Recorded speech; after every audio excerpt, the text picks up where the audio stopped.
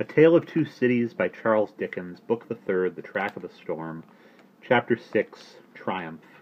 And again, it is a hot day in July here at Kent Kentley Studios in Seattle, Washington. My window is open. There are buses, there are fire trucks, there are people working outside. Apologies for the noise. I will try to read in a voice loud enough that it drowns everything out. The dread tribunal of 5 judges, public prosecutor and determined jury, sat every day. Their lists went forth every evening, and were read out by the gaolers of the various prisons to their prisoners.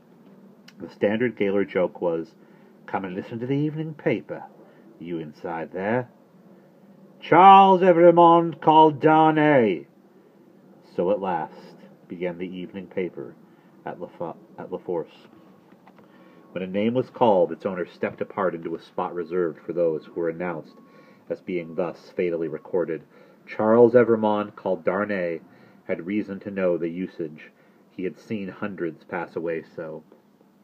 His bloated gaoler, who wore spectacles to read with, glanced over them to assure himself that he had taken his place, and went through the list, making a similar short pause at each name. There were 23 names, but only 20 were responded to, for one of the other prisoners so summoned had died in gaol and been forgotten, and 2 had been already guillotined and forgotten. The list was read in the vaulted chamber where Darnay had seen the associated prisoners on the night of his arrival. Every one of those had perished in the massacre. Every human creature he had since cared for and parted with had died on the scaffold. There were hurried words of farewell and kindness, but the parting was soon over. It was the incident of every day, and the society of La Force were engaged in the preparation of some games of forfeits on the little concert for that evening.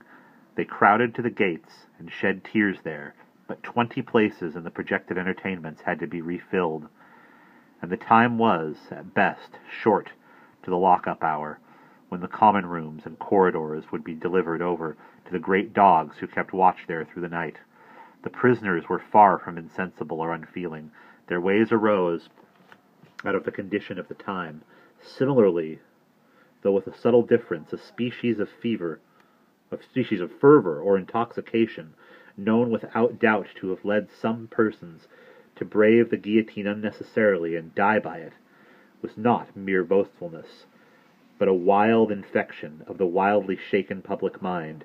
In seasons of pestilence, some of us will have a secret attraction to the disease, a terrible passing inclination to die of it, and all of us have, like wonders hidden in our breasts, only needing circumstances to evoke them.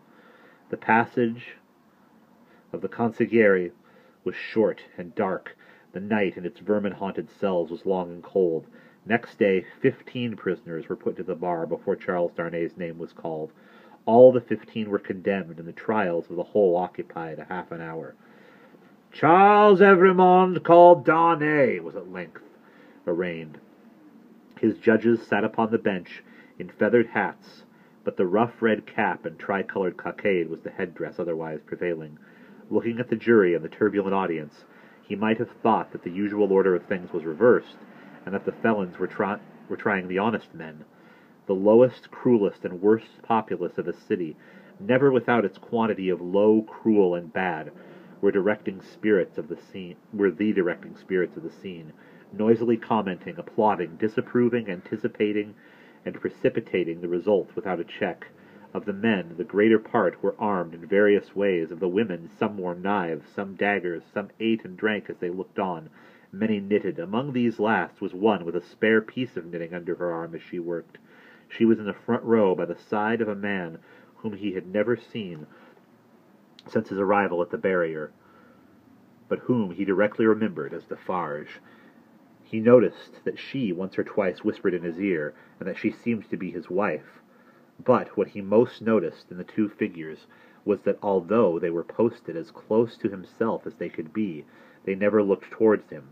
They seemed to be waiting for something with a dogged determination, and they looked at the jury, but at nothing else.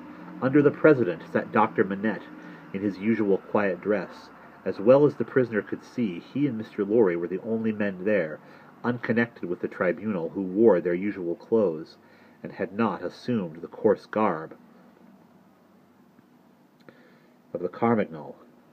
Charles Evrémonde, called Darnay, was accused by the public prosecutor as an aristocrat and an emigrant, whose life was forfeit to the Republic under the decree which banished all emigrants to pain of death. It was nothing that the decree bore date since his return to France. There he was, and there was the decree. He had been taken in France, and his head was demanded.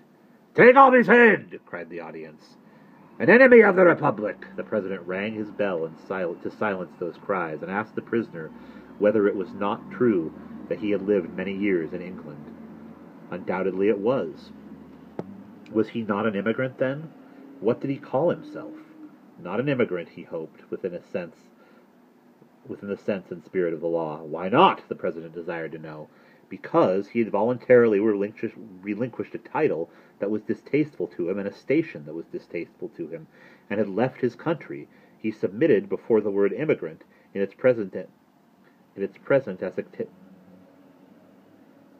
acceptation by the tribunal was in use, to live by his own industry in England, rather than on the industry of the overladen people of France. What proof had he of this? He handed in the names of 2 witnesses, Théophile Gabelle and Alexander Manette. But he had married in England, the president reminded him. True, but not an English woman. A citizen of France? Yes, by birth. Her name and family, Lucy Manette, only daughter of Dr. Manette, the good physician who sits there. This answer had a happy effect upon the audience. Cries and exultation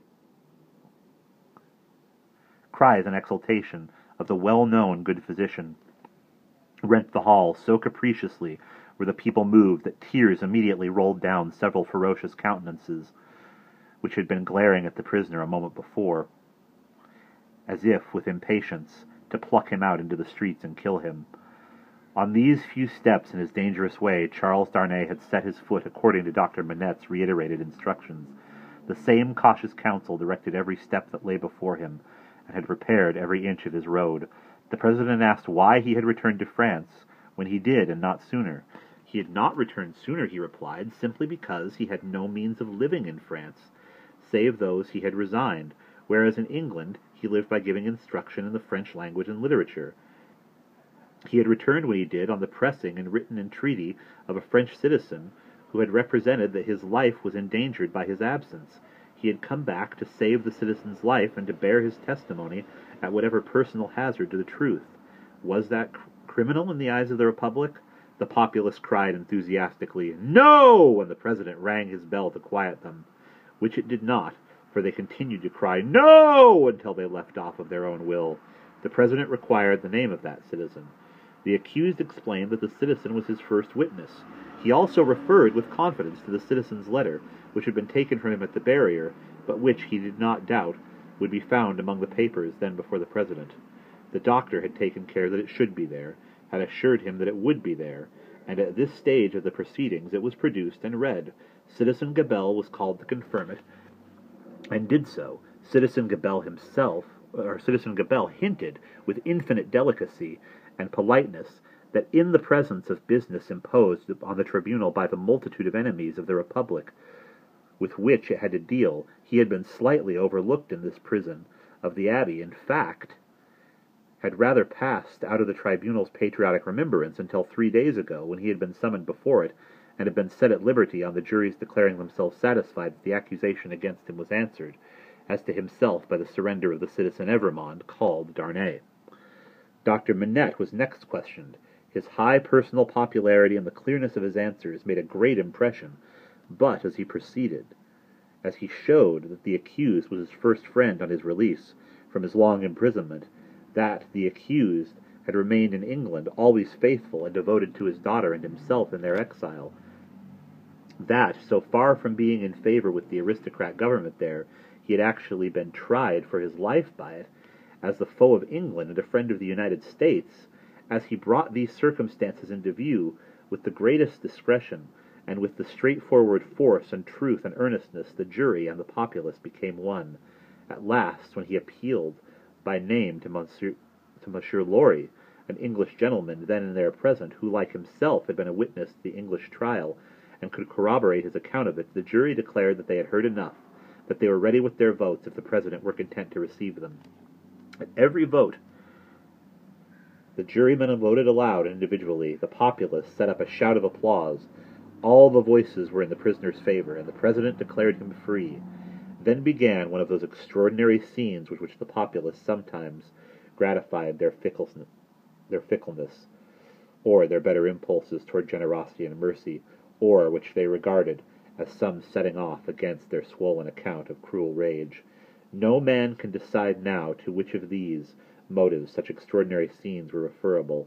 It is probably to a blending of all three, with the second predominating.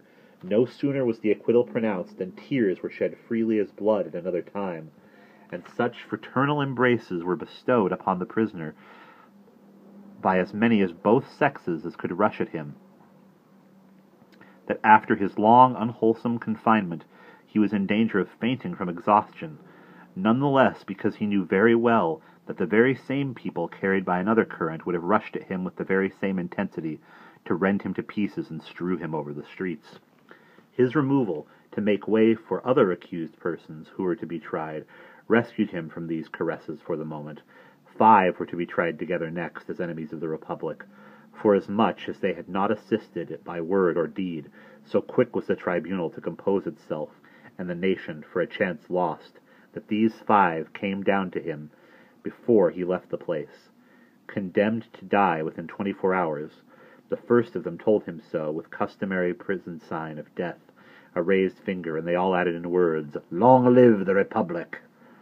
The 5 had had, it is true, no audience to lengthen their proceedings, for when he and Dr. Manette emerged from the gate, there was a great crowd about it, in which there seemed to be every face he had seen in court, except 2, for which he looked in vain on his coming out. The concourse made at him anew, weeping and embracing and shouting, all by turns and all together, until the very tide of the river on the bank, of which the mad scene was acted, seemed to run mad like the people on the shore. They put him into a great chair they had among them, and which they had taken either out of the court itself or one of its rooms or passages. Over the chair they had thrown a red flag, and to the back of it they had bound a pike with a red cap on its top. In this car of triumph, not even the doctor's entreaties could prevent his being carried to his home on men's shoulders, with a confused sea of red caps heaving about him, and casting up to sight of the stormy deep such wrecks of faces, that he more than once misdoubted his mind being in confusion, and that he was in tumbril on his way to the guillotine. In wild, dreamlike procession, embracing whom they met and pointing him out, they carried him on, reddening the snowy streets with the prevailing Republican color, in winding and trampling through them, as they had reddened them below the snow with a deeper dye. They carried him thus into the courtyard of the building where he lived. Her father had gone on before to prepare her, and when her husband stood upon his feet, she dropped insensible into his arms. As he held her to his heart and turned her beautiful head between his face and the bawling crowd, so that his tears and her lips might come together unseen, a few of the people fell to dancing. Instantly all the rest fell to dancing, and the courtyard overflowed with Carmagnole. Then they elevated into a vacant chair a young woman from the crowd to be carried as the goddess of liberty, and then, swelling and overflowing into the adjacent streets, and along the river's banks, and over the bridge, the Carmagnole absorbed them every one, and whirled them away. And that is where we will pause.